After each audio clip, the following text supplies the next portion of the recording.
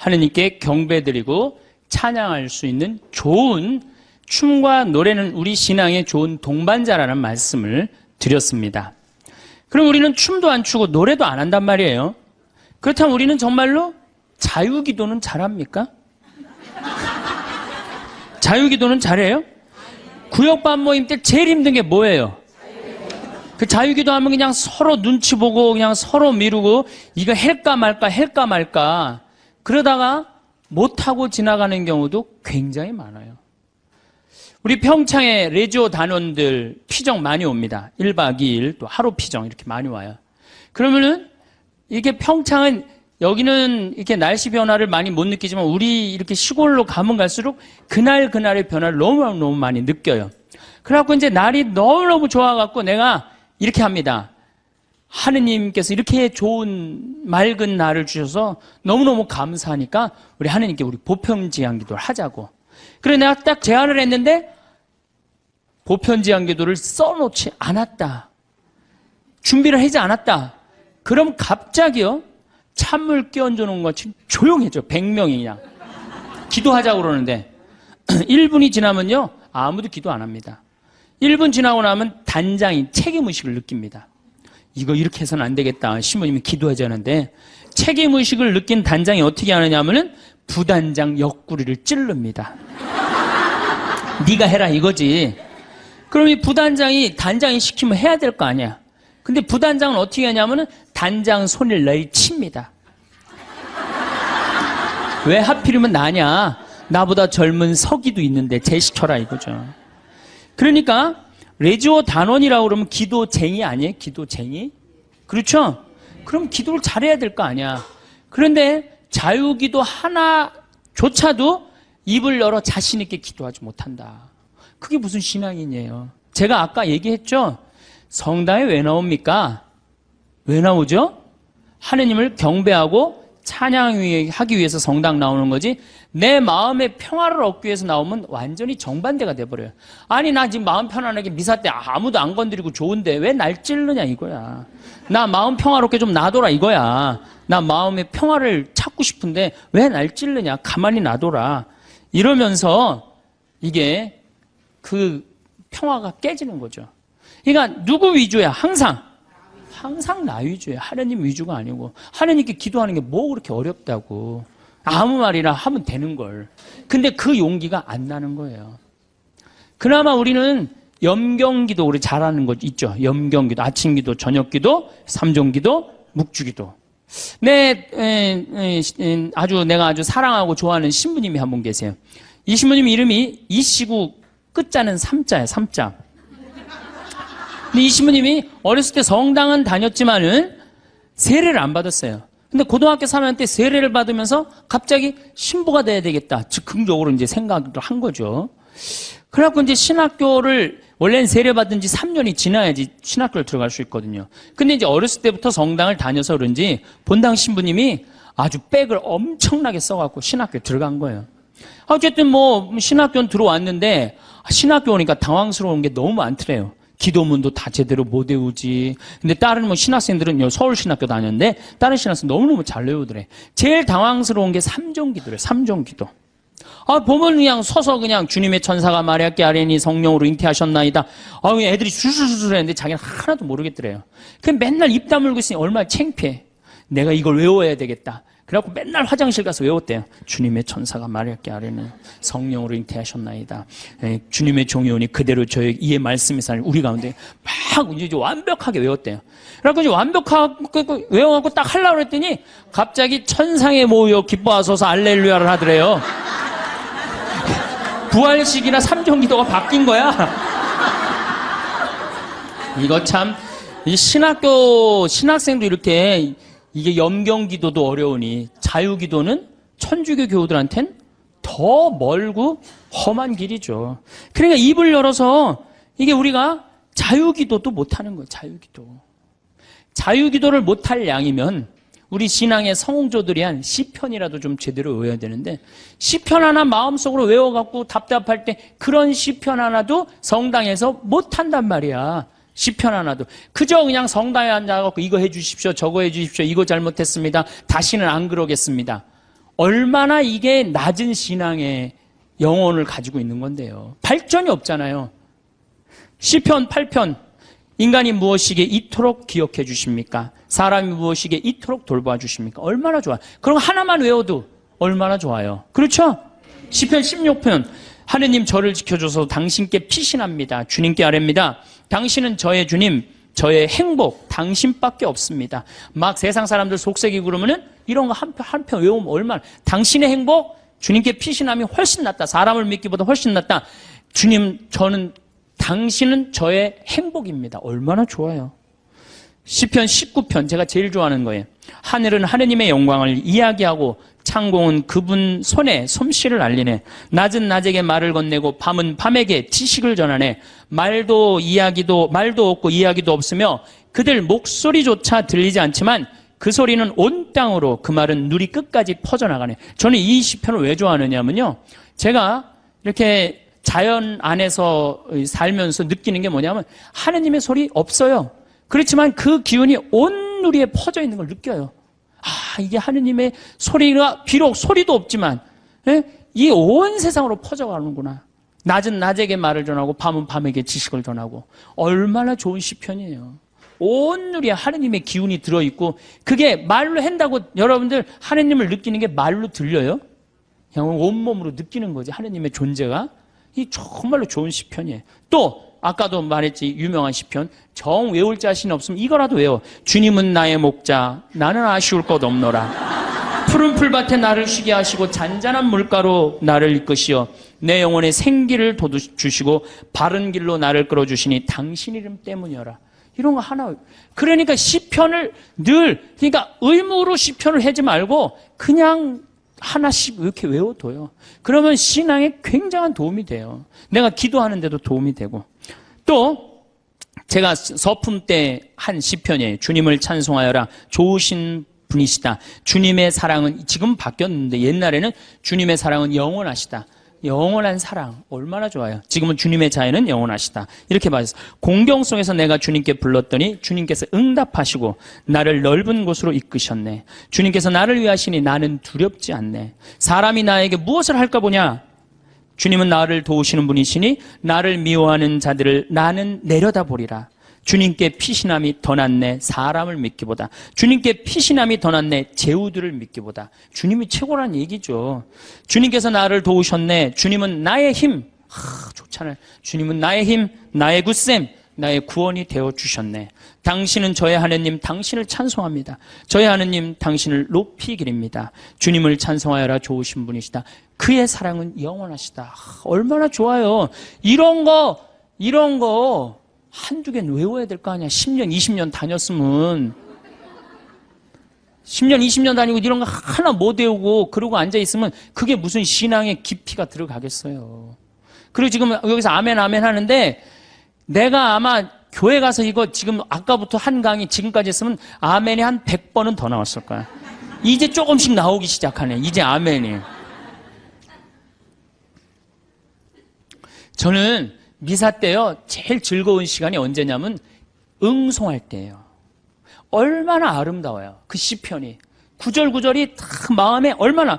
오늘 여러분들 그 시편, 오늘 미사 시편이 뭐냐면 주님께서 당신 소유로 뽑으신 백성은 행복하여라. 행복하여라. 주님을 하느님으로 모시는 민족. 그분께서 당신 소유로 뽑으신 백성, 주님께서는 하늘에서 살피시며 모든 사람을 바라보시도다. 우리의 영혼은 주님을 기다리니 그분은 우리의 도움, 우리의 방패시로다. 주님 안에서 우리 마음이 기뻐하고 그분의 거룩하신 이름을 우리가 신뢰하는도다. 이 매일 드리는 미사가 기적이요, 아름다운 찬미의 시간이야. 근데 우리가 의식을 하고 드려요, 안 하고 드려요? 의식을 안. 그래서 그걸 죽은 전례라고 그러는 거예요. 저는 이 독서를 읽고 제일 기다려지는 시간이 시편이에요. 그래서 사회자가 그걸 하지만 전 속으로 합니다. 전 2번 정도를 봐요.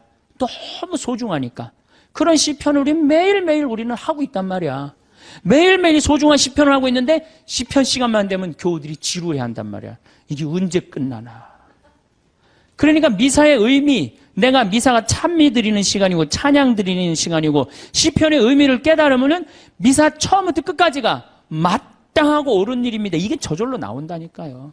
미사 끝나고 나면 정말 나 오늘 하나님께 경배 드렸어. 찬양 드렸어. 성가도 틀려도 제일 크게 부르고 얼마나 좋아요. 그러면 우리가 자유기도도 못해. 그렇다고 시편 기도도 잘 못해요. 그럼 묵상 기도는 잘해요? 묵상 기도. 그래도 제일 잘할 수 있는 것 중에 하나가 묵상 기도예요. 천주교 교우들이 나도 이제 기도 좀 마음 잡고 한번 해봐야 되겠다. 그래서 성당에 가갖고 이제 마음 잡고 딱 조용한 깜깜한 데서 딱 앉아갖고 기도를 하기 시작했어. 주님, 오늘 아침부터 내가 잘못한 게, 우리는 무조건 잘못한 것부터 시작하죠. 예. 하느님께 감사하고 찬양하고 그 다음에 잘못한 걸 생각해야 되는데, 우리는 성당에 앉자마자부터 뭐해? 아침부터 내가 누구 마음 상처 준 건 없나 이런 거 생각하고. 그러니까 찬양이 자꾸 밀리는 거야. 제일 먼저 기도는 뭐부터 해야 돼?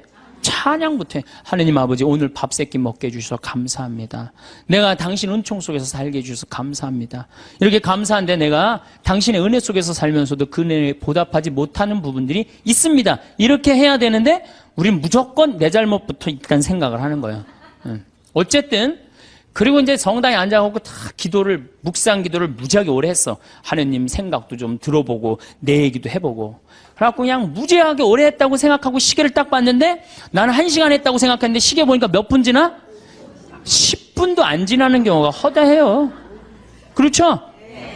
그냥 1시간 기도하라면 1시간 기도를 어떻게 해야 되는지 모르는 경우들도 많아. 그러니까 묵상을 들어갈 수가 없는 거야.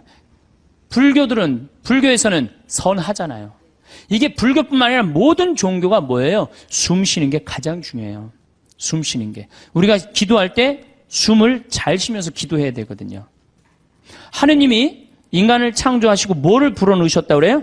숨을 불어넣었다. 그러니까 내가 숨 쉬는 걸 숨이 들어오자마자부터 내가 쉬기 생명이 이게 뛰기 시작한 거란 말이야. 그러니까 내가 지금 숨 쉬는 거는 하느님의 생명을 쉬는 거예요. 그러니까 숨을 잘 쉬어야 돼요.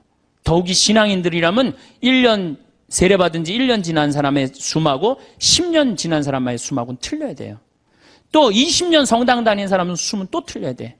1년 지난 사람은 숨을 1초에 한 번 쉰다면 10년 지난 사람은 10초에 한 번 쉴 줄 알아야 돼요. 그만큼 숨을 잘 쉬어야 돼. 숨을 쉴 때는 코나 입으로 해갖고 심장으로 해서 비장으로 해서 대장으로 해서 간으로 해서 폐로 이렇게 이런 공간으로 이렇게 다 구석구석에 숨을 다 넣어줘야지 이 안에 생명, 하느님의 생명이 살아 숨쉬는 거예요.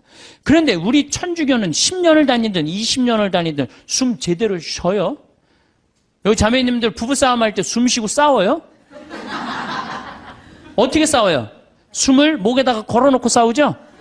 그래갖고 어떻게 따다다다다 하잖아. 당신이 뭐 나한테 해준 게 뭐 있어? 시집어갖고 그냥 1시간 동안 목에다 걸어놓으니까 1시간 정도 지나면 얼굴이 어떻게 돼요? 빨개져. 여기만 그 숨이 꽉 찬 거예요. 이게 여기 다 내려갔다 올라와야 되는데, 그러니까 1시간 동안 숨을 안 쉬면 어떻게 돼? 이 아래가 죽는 거예요. 공기가 안 들어가는데, 하느님의 생명이 안 들어가는데 살을 것 같아요? 죽을 것 같아요? 죽어요. 그래서 화병이 걸리는 거예요. 여러분들 중에 막 속이 답답하고, 막 여기가 막 계속 아프고 땡기고 이러는 분들 있죠? 왜 그럴 것 같아요? 숨을 안 쉬고 살아서 그래요. 그러니까 천주교들은 부부싸움 할 때도 이거 숨 싸우는 게 틀려야 돼. 숨을 제대로 쉬고 싸워야 돼. 당신이 말이야, 내가 시집 와갖고 말이야,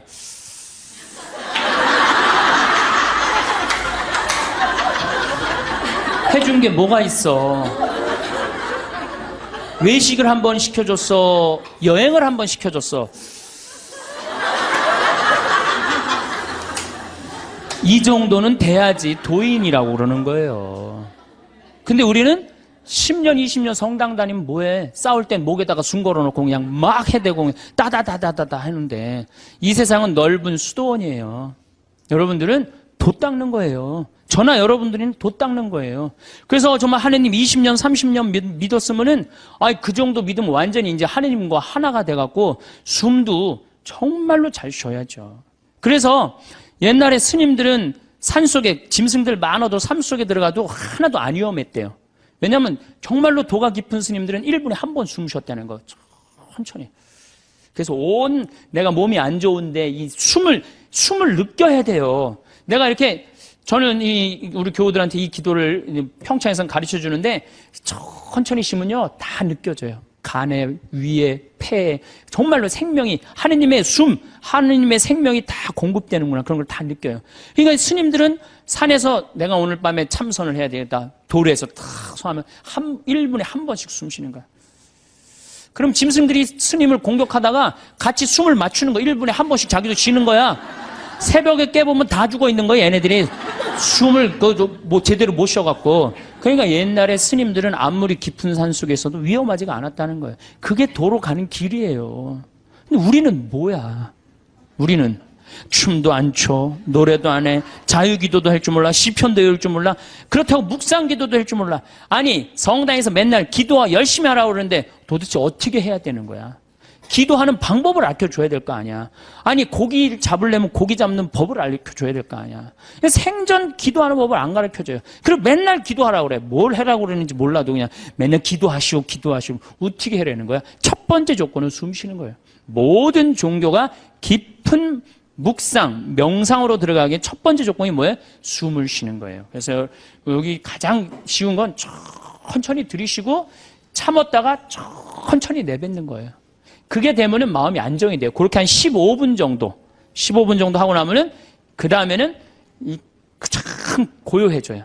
고요해지면 그때는 하느님의 소리를 들을 수 있는 거예요. 내가 막 정신이 없고 막 닭똥집도 생각나고 막 화도 나고 그러는데 하느님의 소리가 들릴 것 같아요? 안 들릴 것 같아요? 안 들립니다. 내가 완전히 고요한 상태, 엘리야가 고요한 상태에서 하느님을 만났듯이 나도 완전히 고요한 상태에서 하느님을 만나야 돼. 그러려면 1시간 정도 걸린단 말이에요. 이거 그냥 앉자마자 뭐 이렇게 뭐 잘못하고 뭐하고 내가 참았는데 이번엔 못 참겠고 이러다 보면은 내가 얘기를 하다 보면은 이게 기도가 아니고 일방적으로 떠들다 가는 거예요. 떠들다 가는 거예요. 기도는 하느님의 소리를 듣는 거예요.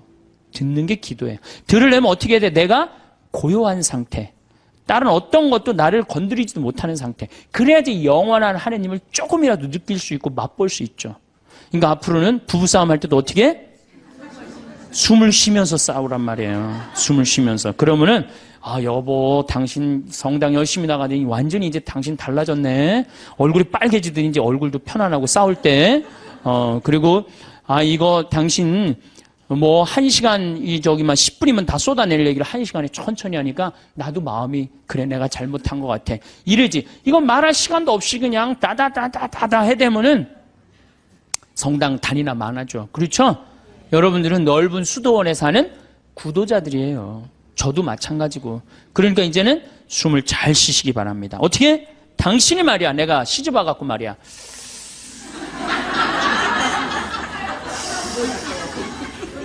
해준 게 뭐가 있어? 이러면은요, 부부싸움 100번 할 거요, 2번도 안 합니다. 자식한테 100번 싸울 거, 1번도 안 싸우게 돼요. 그래야지 마음에 평화가 오는 거예요. 평화는 저절로 찾아오는 게 아니에요. 수많은 과정 끝에, 맨 끝에 누가 기다리고 있어? 평화가 기다리고 있는 거예요. 평화가.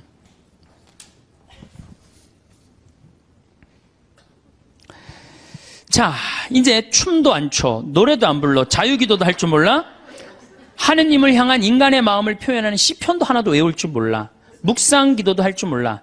이렇게 하면서 하느님을 믿고 신앙생활을 한다고 말하는 사람은 깜깜한 밤에 등불 없이 가는 거하고 똑같은 거예요. 우리 신앙의 인도자 등불은 누구야? 춤과 노래와 시야. 그러니까 여러분들 그걸 충분히 이용하세요. 물론 성서도 있고 성사도 있고 우리 천주교는 좋은 게 너무너무 많아요. 정말 굉장히 풍요로운 종교예요. 그런데 거기에 맞춰서 이게 성사와 성서가 살아 숨쉬려면 누구의 도움이 필요해?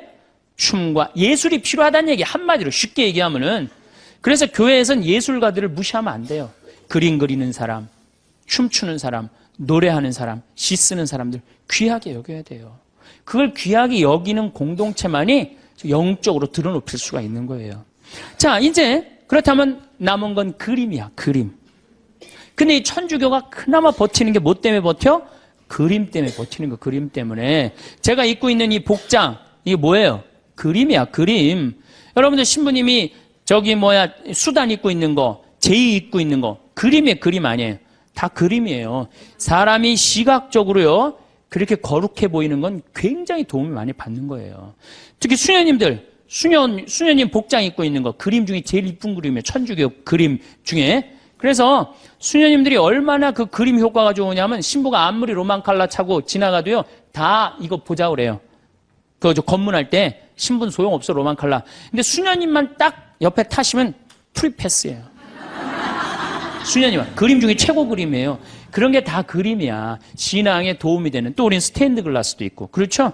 스테인드 글라스도 있고. 천주교가 그나마 그림 때문에 이게 영적인 거룩한 그 느낌을 많이 가질 수가 있는 거예요. 성당도 영적으로 그림, 예술적으로 얼마만큼 잘 짓느냐에 따라서 우리들이 그 알게 모르게 신앙에 도움이 굉장히 많은 거예요. 강당 들어가는 거하고 성당 들어가는 거 느낌이 어때요, 여러분들?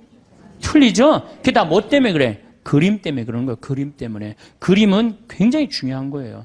제가 이콘을 좀 오늘 조금 설명을 드릴 건데, 이 이콘 보면은 이거는 메나스라는 이 수도원 6세기 때 이콘이에요. 잘 안 보이시죠? 예수님인데 보시면은 예수님은 성소를 갖고 있고 수도원은 서약서를 갖고 있는데 이 그림에 보면 이 눈이 어때요, 여러분들? 제정신인 눈 같아? 제정신이 아닌 눈 같아요? 약간 막간 눈 같지 않아요? 저는 이 그림 참 좋아합니다. 왜냐하면 우리가 하느님을 믿는 사람들, 하늘로 향하는 사람들은 눈이 어때야 돼? 약간 맛이 가야 돼요. 우린 어디를 향해야 돼? 하늘로 향하려면 눈을 약간 들어 올려야지. 그래야 맛이 가야 돼요. 신학교에서 보면은 그런 애들이 있어요. 그래서 걔네들 별명이 뭐냐? 쌍뚜스라, 쌍뚜스. 걔네들은 눈을 이렇게 들고 다녀요. 하느님을 계속 생각하느냐고. 그런데 만약에 내 눈이 판교의 땅을 사면 찔까? 동탄의 땅을 사면 찔까? 이렇게 세상적인 눈을 반짝반짝하고 그러면서도 하느님을 믿는다면 아니죠. 우리는 이미 어디를 향하는 사람들이야? 하늘을 향하는 사람이야. 정말로 먼 데를 보는 눈이어야 돼요. 그래서 눈이 이렇게 맛이 간 거예요. 굉장히 좋은 의미가 있는 거예요. 또 예수님이 이 수도원 원장 어깨에 어떻게 손을 얹고 있죠. 이게 뭐냐 하면은 친구야, 친구. 여러분들 친한 친구끼리 어떻게 하지? 어깨동무하죠? 예수님 우리 어깨동무. 이게 루브르 박물관에 있는 이콘이에요. 어깨, 나의 친구가 되어주시는 예수님. 얼마나 좋아요. 이 그림만 보고 있어도 그냥 마음이 편안해진단 말이야. 이런 그림이 집에 걸려 있어야지. 근데 내가 가정방문 가면 이런 성화 하나도 안 걸려 있고 어떤 집은 맥주 회사에 그 여자가 막 쫙 이렇게 막 이러는 거 그냥 그런 거 걸려 있어. 그 집이 거룩할 것 같아? 안 거룩할 것 같아요? 내가 신앙생활할 때 우리 가정을 어떻게 꾸미느냐? 그것도 굉장히 중요한 거예요. 그래서 여러분들 이런 이콘 사셔서 걸어놓으세요. 제발. 그 집안을 거룩하게 꾸미는 그것도 그림이에요. 그림. 초도 좋은 것도 사놓고. 성모님도 이쁜 성모님 사놓고. 거기도 초 켜놓고. 이콘도 이게 집에 이 정도 집에 벽에 걸어놔도 돼. 요즘 다 집들이 크더라고. 가정방문 다녀보니까. 얼마나 좋아요. 요거는 돌아온 탕자. 잘 안 보이시죠? 네, 평창에 오세요. 네, 평창에 오면은 이걸 놓고 기도하니까. 이거는 돌아온 탕자예요. 이건 람브란트라는 분의 이건 상테페테르부르크의 카잔 성당에 있는 이콘이에요. 여러분들 이 탕자, 예수님이 탕자 얘기를 했지만 저는 이 탕자가 참 나쁜 놈이라고 생각해요. 아버지가 살아있는데 재산 달라고 그랬잖아요. 그렇죠? 보통 재산은 언제 우리가 달라고 그러죠? 돌아가실 때 달라고 그랬는데 살아있을 때 달라고 그래. 살아있을 때 달라고 그러고 어떻게? 이걸 갖고 나가서 흥청망청 썼어요. 그리고 돌아올 때 왜 이 아들이 돌아와요? 배가 고파서 돌아옵니다. 뭐라 그래? 아버지 집에 먹을 거 많은데. 그리고 돌아오는 거예요. 그런데 이 아버지는 그런 아들이 돌아온 것 자체만 해도 좋아요, 안 좋아요? 좋았던 거예요. 그래서 맨발로 쫓아나와갖고 아들을 끌어안는데 이 아버지가 지금 장님이에요. 눈을 감고 있어요. 어떻게? 네가 무슨 죄를 져도 돌아만 온다면 내가 너를 받아주마. 그리고 끌어안아. 눈 감아주마. 얼마나 좋은 그림이에요. 그 다음에 손은 한 손은 엄마 손, 한 손은 아빠 손이야. 아버지의 강인함으로, 어머니의 따뜻함으로 이젠 다시는 너를 세상 밖 죄악으로 난 너를 내보내지 않겠다. 다 끌어안아주는 거예요. 얼마나 이 품에 안겼을 때 얼마나 좋겠어요. 우리도 정말 세상 막 돌아다니다가 아버지 생각나고 돌아오면 아버지가 어떻게 해? 언제든지 이렇게 안아주시고 끌어안아 주신단 말이야. 이 띠를 뚫어서 죄 진 사람들, 다리는 신발 다 떨어져 갖고, 그런데도 이 아들을 받아들인단 말이야. 그랬더니 큰 아들이 막 화를 내고 어두움 속에서 있어. 여러분들 마음 안에 미움, 질투, 시기가 있다면 여러분은 항상 어디 속에서 살 것 같아요? 어둠 속, 기쁨으로 나올 수가 없어요. 기쁨으로 나올 수가 없어요. 그러니까 우리가 살아가면서 항상 기쁘게 살아야 돼. 기쁘게 살려면 누굴 미워하면은 미워하는 것도 습관이에요. 어떤 사람 보면 신학교 때도 어렸을 때 보면 주위 애들 막 욕했는데 아직도 만나도 욕해. 그 습관이에요, 습관. 근데 사람 안 미워하는 거 습관 들이면요, 세상 편안해요. 사람은 막 누군 왜 저러냐, 누군 왜 저러냐 그런 거 신경 안 쓰고 살면요, 세상 편안해요. 근데 큰 아들은 그걸 못했기 때문에 어둠 속에 있는 거예요. 어둠 속에. 여러분도 혹시 지금 어둠 속에 계신 분들 혹시 안 계세요? 빨리 빛으로 나오세요. 아버지의 빛으로. 이 그림만 봐도 우리가 기도할 수 있는 거예요. 이 그림만 봐도. 자, 그 다음에 이쪽 그림은 나의 왼편을 바라보시는 예수님이야. 왼편. 예. 이 왼편을 바라보시는 예수님, 이 그림도 전 참 좋아해요. 왜 좋아하냐면은 사람들은요, 항상 오른편을 좋아합니다. 잘생기고, 유명하고, 높고, 권력이 있고, 그런 거 좋죠? 여러분들 혹시 무슨 장관 알고 있다면, 나 그 사람 알아, 나 그 사람 밥 먹어서 무지하게 자랑하잖아요. 그렇죠? 유명한 사람 알고 있으면은, 그리고 멋있고 잘생긴 사람 좋아하게 돼 있어, 사람은 항상. 그런데 인간은 참 묘해요.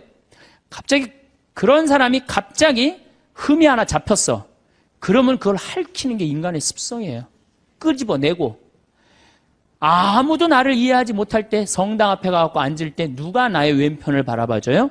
예수님만이 나의 더럽고 추악하고 정말로 드러내기 창피한 거를 예수님은 따뜻한 눈으로 바라봐 주신단 말이에요. 그러니 이 그림이 얼마나 좋은 그림이에요. 언제나 나의 단점을 얘기할 수 있는 그분. 얼마나 좋아요. 그림. 그래서 우리가 그림이 좋은 거예요. 이거는 내 발을 씻기신 예수님 얘기죠. 그렇죠? 예수님이고 베드로예요. 그런데 여러분들 발을 씻긴다. 뭐 우리가 전례적으로도 발 몇 번 씻겨보고 그랬죠? 그런 경험 있죠? 이스라엘에서 발을 씻긴다. 이건 종이 최고 밑으로 내려간 거예요. 얼마나 그 척박한 땅에 먼지가 얼마나 많아요. 그런데 베드로의 발을 씻긴다. 그런데 예수님의 얼굴이 베드로한테 안 가 있고 어디가 있냐면 베드로의 발에 입을 맞추고 있어요. 정말 예수님은 낮출 때까지 낮추고 계신 거예요. 그러니까 너무 감격한 베드로가 예수님을 끌어안죠. 자, 생각해 보세요. 내 친구가 돼서 어깨 동무를 해주고 내가 잘못할 때 돌아오면은 끌어안아주고 눈 감아주고 나의 왼편을 바라봐 주시고 내 발을 씻겨주신 예수님. 이 예수님한테 우리가 할 일이 뭐가 있을까요? 감사드리고 찬양 드려야지. 여기다 또 뭘 시켜? 우리 예수님 너무 시켜 먹는 거 아니에요? 이제 그만 시켜야 돼요. 여기 이제 예수님은 마지막에는 우리 인간을 위해서 어떻게 하셨어?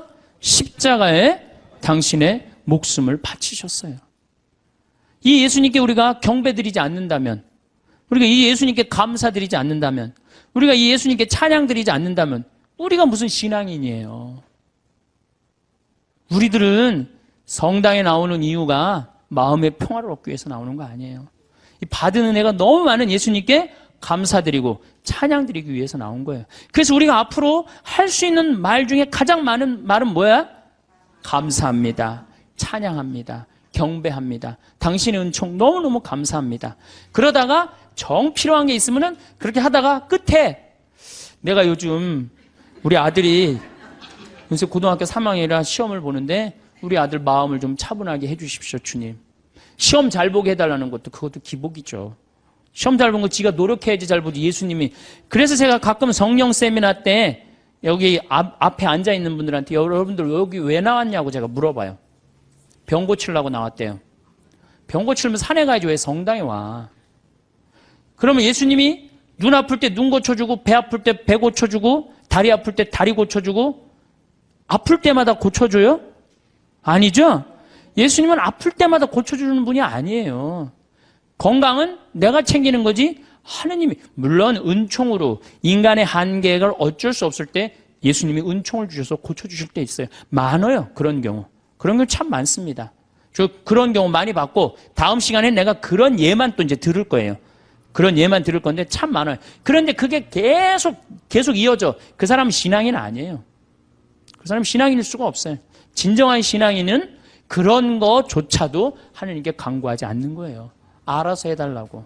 당신이 알아서 해달라고. 예. 예수님이 마지막 골고타 언당에서 뭐라고 그러셨어요? 아버지, 이 쓴 잔을 저에게서 거두어 주소서. 그러나 제 뜻대로 마시고 아버지 뜻대로 하소서. 근데 우리는 항상 하느님 뜻은 생각하지 않고 하느님의 뜻을 실천하려고 덤벼드는 게 아니고, 하느님이 누구 뜻을 실천해야 돼? 내 뜻을 실천해야 돼. 성당에 왜 나왔다고요? 마음의 평화를 얻기 위해서? 아닙니다. 성당에는 하느님께 경배드리기 위해서, 하느님께 찬양드리기 위해서 나온 거예요. 그리고 그 다음은 내 영혼이 구원받기 위해서 나오는 거예요. 내 영혼이. 그 얘기는 내가 다음 시간에 여러분들한테 또 할 거예요. 내 영혼이 구원받기. 그림이라는 게요, 우리 신앙에 굉장한 도움을 줍니다. 제가 능평성당이라고 경기도 광주에 있는 성당인데, 거기에 참 재미난 일이 있었어요. 그 능평성당에 그 관할 안에 미술관이 하나 있었어요. 미술관이 하나 있어갖고 초청장이 왔어요. 저는 굉장히 그런 거 가는 걸 좋아합니다. 갔는데 그 따삐라고 직조, 실로 이렇게 짜는 거 있죠. 그게 딱 하나 걸려 있는데, 가시 그게 걸려 있는데 내 가슴이 막 두근두근 뛰는 거예요. 막 벌렁벌렁 거리고. 제가 예술품을 보고 또 언제 벌렁벌렁 거렸느냐면은 석굴암을 보고 벌렁벌렁 거려서. 석굴암에 계신 부처님, 정말로 기가 막힌 작품이에요. 그 1500년 작품이지만은 가슴이 막 벌렁벌렁 뛰는 거예요. 그 석가모니의 그 부처님의 그 인자한 눈, 편안한 몸, 정말 우리나라 사람들 대단한 정말 예술을 갖고 있는 거예요. 내가 그 석가모니 안에, 석굴암 안에 있는 부처님을 보면서 진짜 가슴이 벌렁벌렁 거렸어요. 그리고 난 다음에 또 그 가시관을 보고 가슴이 벌렁벌렁 거렸어요. 그래서 이 작품 하시는 교수님이 홍익대학 송번수라는 교수님인데, 내가 그 교수님한테 그랬어요. 나는 이 작품 보고 너무너무 가슴이 떴는데, 당신의 이런 기가 막힌 작품을 내가 성당을 곧 질 텐데 내 성당에다가 하느님께 봉헌하고 싶다. 그리고 이제 1년 반이 지났어요. 1년 반이 지나고 난 다음에 성당이 이제 설계가 나왔을 때 설계와 동시에 갔어요. 내가 성당을 짓는데 교수님 작품을 걸고 싶다고 얘기를 하지 않았느냐. 이제 걸고 싶다. 그랬더니 교수님 깜짝 놀라는 거예요. 말만 했는 줄 알았더니, 그때만 해도 제가 8, 9년 전이니까 한참, 지금도 젊지만 그땐 더 젊었죠. 예. 깜짝, 아주 새파랗고 젊은 신부가 당돌하게 와갖고 이렇게 얘기를 하는데, 근데 그 교수님이 좋다. 내가 신부님 성당에다, 베네딕토 나하고 본명이 같아. 내가 성당에 봉헌하겠다. 근데 교수님, 문제가 하나 있다. 무슨 문제가 있냐면, 난 가난한 성당의 본당 신부이기 때문에 돈이 없다. 오로지 있는 건 마음밖에 없다. 근데 이분 작품이 어디에 지금 있냐면 LG 아트센터 가보셨어요? 거기에 있는 작품이 그분이 하신 거예요. 그 다음에 아산, 삼성에서 하는 그 병원의 그 작품. 그러니까 그분이 한 번 작품하면 보통 20억, 30억짜리를 하세요. 작품을 한 번 하면. 난 아무것도 몰랐지. 그리고 그 가시가 무슨 작품이었느냐? 이 헝가리 부다페스트 수도 설정 1000년제를 기념해갖고 세계 따삐전에 대상 탄 작품이에요. 그러니까 내가 보는 눈이 있었던 거지.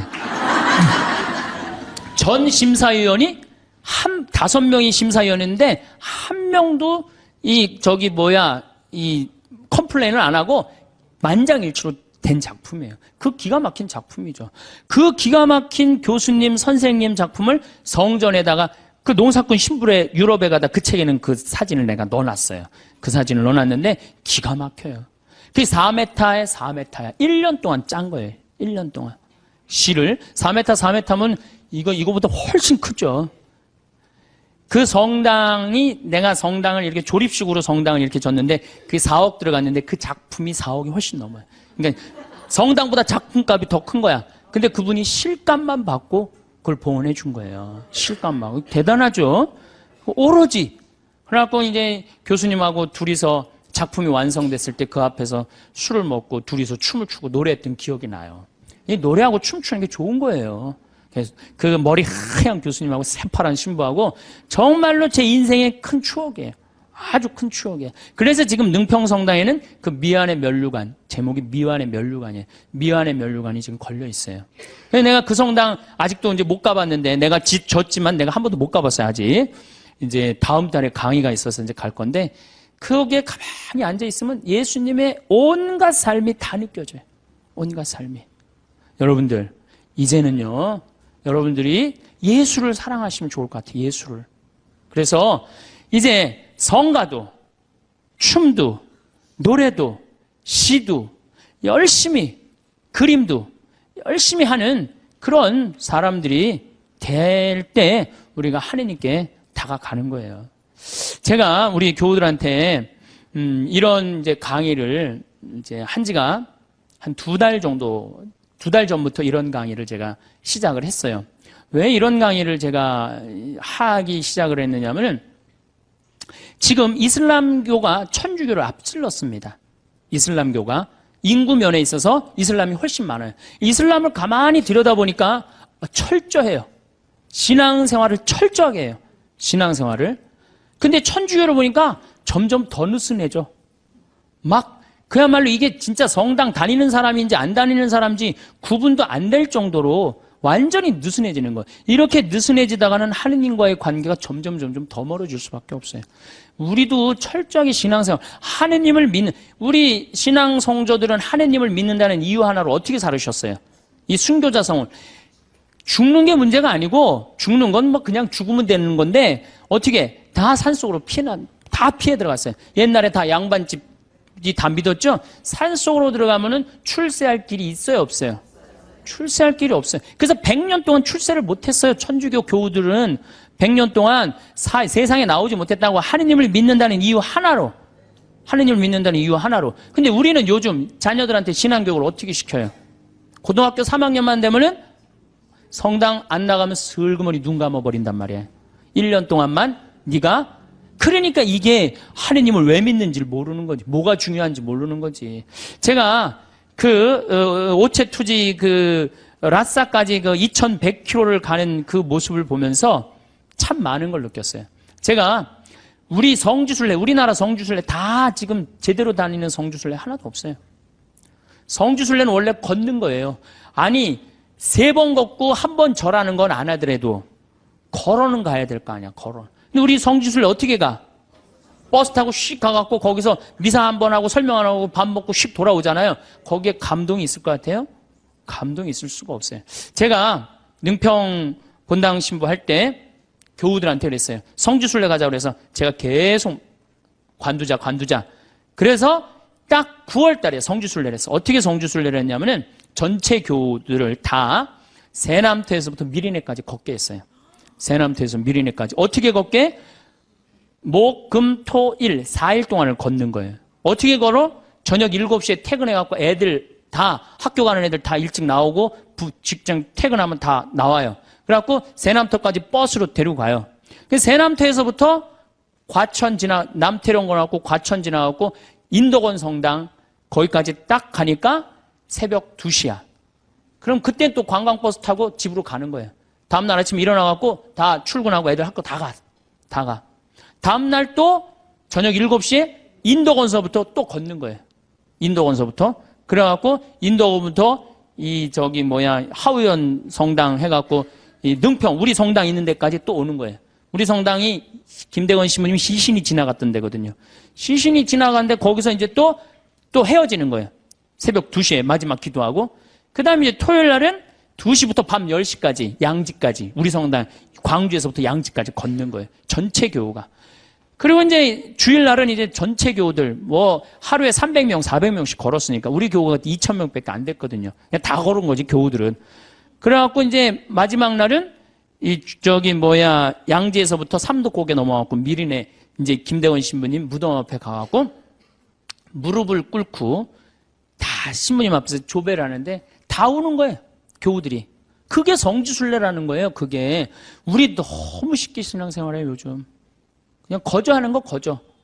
그러니까 쉽게 신앙생활하니까 하느님을 깊게 느끼지도 못하고 쉽게 떠나고.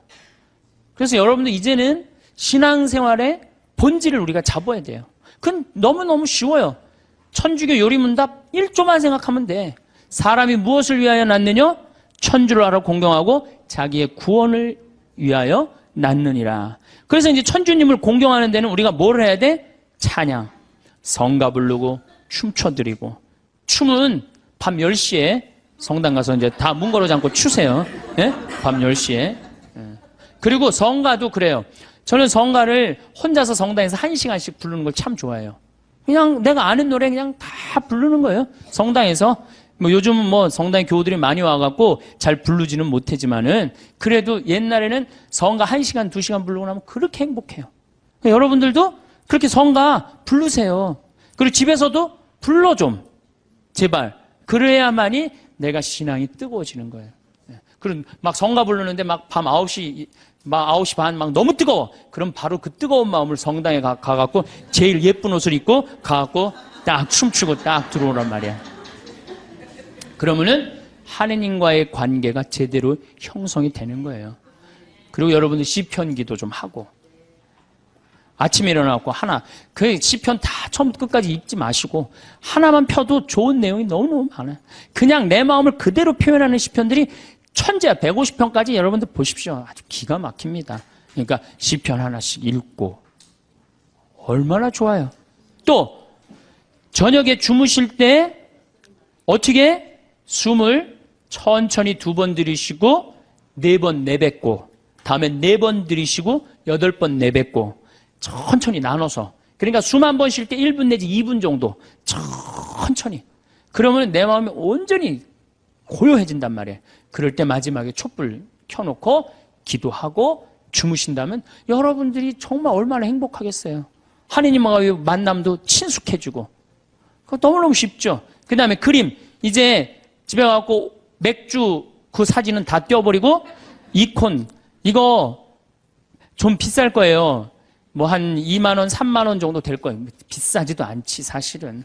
2만 원, 3만 원 하면은 그거 사다가 아이 방에도 하나 걸어주고 그 다음에 어디야 집에도 거실에도 하나 걸고 이렇게 여러분들이 집안을 거룩하게 가꾸고 신앙의 분위기로 완전히 돌려놓을 때 여러분들은 정말로 신앙인다운 예수님 보시기 이쁜 그런 신앙인이 될 수 있습니다. 어디론가 발걸음을 옮길 때가 있습니다. 늘 다니던 길이라 익숙하기도 하고 때로는 마음이 이끌려 낯선 길로 향하기도 합니다. 내 발소리를 내가 들으며 걷는 그 시간은 특별합니다. 우리의 발은 목적지를 향해 정직하게 나아갑니다. 그 길이 북적이는 시장을 향하는 길일 수도 있고 사랑하는 자녀의 집을 향하는 설레는 길일 수도 있습니다. 혹은 복잡한 마음의 짐을 잠시 내려놓기 위해 고요한 장소로 향하는 발걸음일 수도 있습니다. 그 걸음걸음마다 우리는 세상과 잠시 작별합니다. 그 고요한 장소에 들어서면 세상의 소음이 한순간에 멀어지는 듯합니다. 공기의 냄새마저 다른 것 같습니다. 의자에 가만히 앉아 무거운 외투를 벗듯 마음의 짐을 내려놓고 눈을 감아봅니다. 무엇을 위해 이곳까지 왔을까? 무엇을 그토록 찾아 헤매었을까? 스스로에게 물어봅니다. 많은 이들이 무언가를 얻기 위해 이곳을 찾습니다. 밤새 끙끙 앓았던 무릎에 통증이 낫기를, 멀리 사는 자식의 앞날이 평탄하기를, 마음속 깊이 자리한 근심과 외로움을 거두어 가십사 하고 말입니다. 물론 간절한 마음에서 우러나온 소중하고 애틋한 바람들입니다. 하지만 우리가 이곳을 찾는 이유가 단지 그것뿐일까 다시 한번 생각해 봅니다. 어떤 집에 초대를 받았을 때 주인과 인사는 나누는 둥 마는 둥 하고 음식만 탐하는 손님이 있다고 상상해 봅니다. 참으로 무례한 일일 것입니다. 어린아이가 부모에게 때를 쓰듯 무언가를 달라고 조르기만 한다면 그 관계는 온전하다고 할 수 없을 것입니다. 부모의 사랑은 아이의 요구를 들어주는 것에만 있지 않습니다. 그저 아이의 존재 자체로 기쁘고 아이와 함께 있는 시간 자체가 행복인 것입니다. 우리가 신을 찾는 마음도 이와 같지 않을까 싶습니다. 무언가를 얻기 위해서가 아니라 이미 받은 수많은 것들에 감사하기 위해 이 자리에 앉아 있는 것입니다. 오늘 아침 눈을 뜰 수 있었던 기적에 감사하고, 창문으로 들어오는 따스한 햇살 한 줌에 감사하고, 지나온 모든 구비구비 인생길에 혼자가 아니었음에 감사하는 마음입니다. 신앙의 본질은 요구가 아니라 감사에서 시작됩니다. 하지만 감사의 마음을 표현하는 것은 때로 어색하고 어렵습니다. 마음속의 이야기를 꺼내어 보려고 해도 무슨 말부터 해야 할지 막막합니다. 내 기도가 너무 보잘것없어 보이고 내 표현이 서툴게만 느껴집니다. 다른 이들의 유창한 기도 소리에 괜히 주눅이 들기도 합니다. 그래서 많은 이들이 입을 떼지 못하고 다른 이가 대신 해주기만을 바랍니다. 그럴 때는 말을 하려 애쓰지 않아도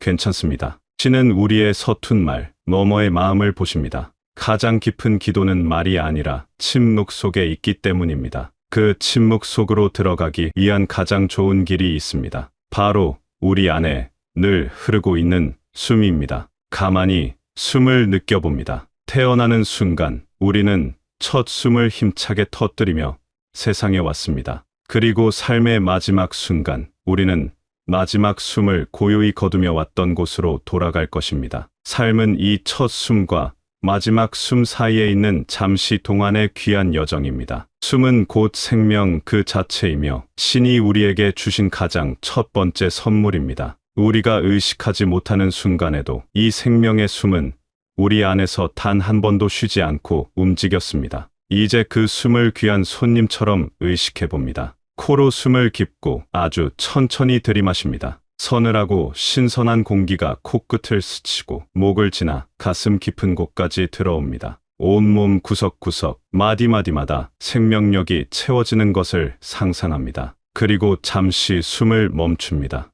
1초, 세상도 멈추는 듯한 그 짧은 순간, 고요함 속에서 내 안에 가득 찬 생명의 기운을 온전히 느껴봅니다. 이제 왔던 길을 돌아가듯 아주 천천히 숨을 내쉽니다. 내 안에 있던 무거운 마음, 풀리지 않던 걱정, 남을 향한 서운함, 나를 향한 자책 같은 것들이 따뜻해진 숨을 통해 모두 빠져나간다고 생각합니다. 어깨와 등의 긴장이 스르르 풀려나갑니다. 이 단순한 숨쉬기만으로도 우리의 마음은 놀랍도록 평온해집니다. 마음속 시끄러운 소리들이 잦아들고 텅 빈 고요함이 찾아옵니다. 그 고요함 속에서 우리는 비로소 들을 수 있습니다. 세상의 소리가 아닌 내면의 소리를, 신의 속삭임을 말입니다. 살다 보면 화가 치밀어 오를 때가 있습니다. 가까운 이의 무심한 말 한마디에 마음이 깊이 베이고 억울한 마음에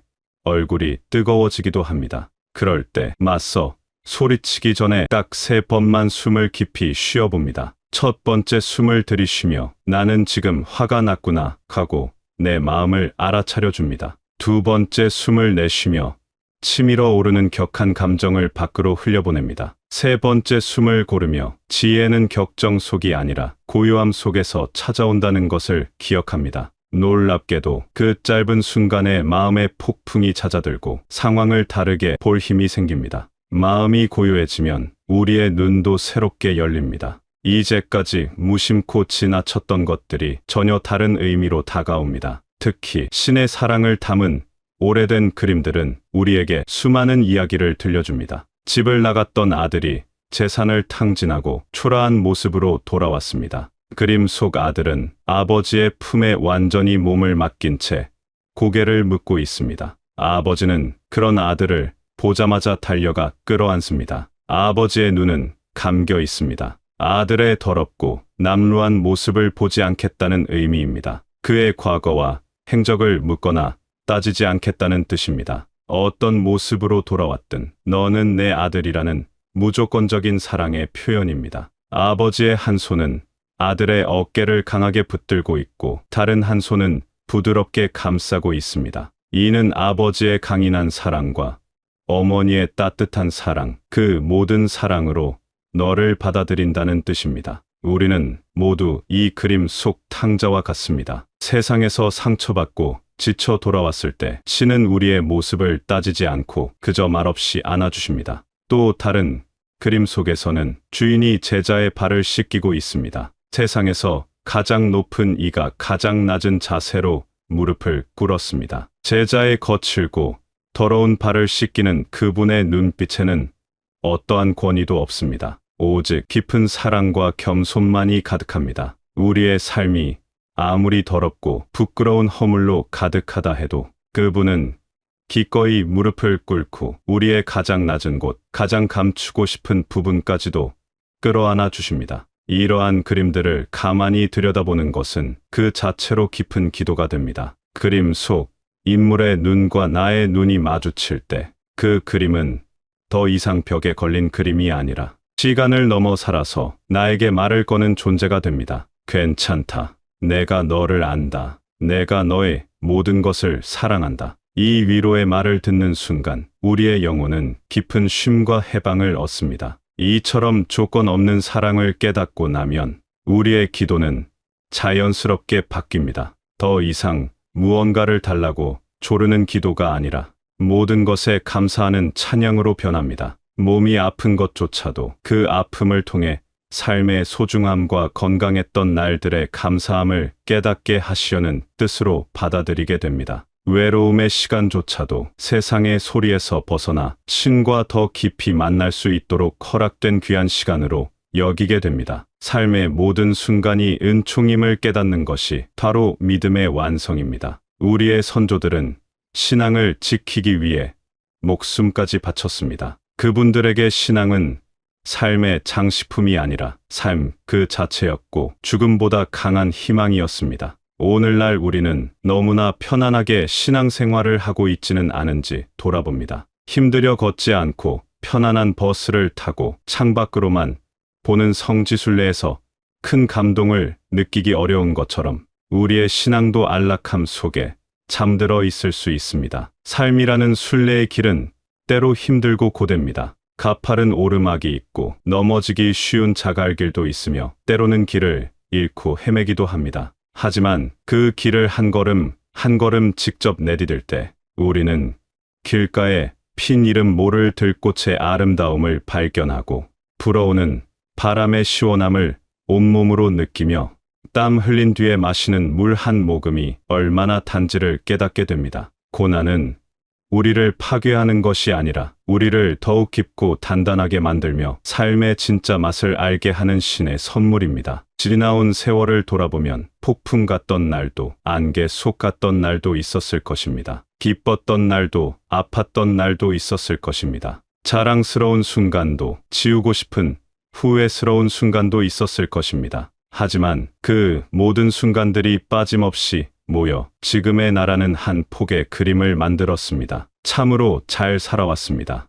온 힘을 다해 애쓰며 살아왔습니다. 그 모든 길 위에 신의 발자국이 함께 찍혀 있었습니다. 우리의 삶은 완벽하지 않습니다. 몸은 예전 같지 않고 마음에 그늘이 질 때도 있습니다. 괜찮습니다. 그것이 살아있다는 증거이며 자연스러운 모습입니다. 깨진 그릇은 더 이상 쓸모없는 것이 아니라 그 깨진 틈으로 빛이 들어올 수 있는 유일한 통로가 되기도 합니다. 우리의 아픔과 상처는 우리를 더 깊이 이해하고 남을 더 따뜻하게 보듬을 수 있는 창이 되어줍니다. 수많은 비바람을 견뎌낸 늙은 나무의 모습이 아름다운 것은 그 상처와 옹이마저 세월에 안고 있기 때문입니다. 그러니 스스로를 너무 다그치지 마십시오. 지난 날을 후회하며 잠 못 이루지도 마십시오. 지금 이 순간 편안히 숨 쉬고 있음에 감사하십시오. 따뜻한 밥 한 끼를 먹을 수 있음에 감사하십시오. 창밖의 풍경을 바라볼 수 있는 눈이 있음에 감사하십시오. 당신의 존재 자체가 이미 더 없는 기적이고 값을 매길 수 없는 축복입니다. 수고 많으셨습니다. 당신의 삶은 그 모든 주름과 이야기들을 품고 있기에 그 자체로 충분히 아름답고 거룩합니다.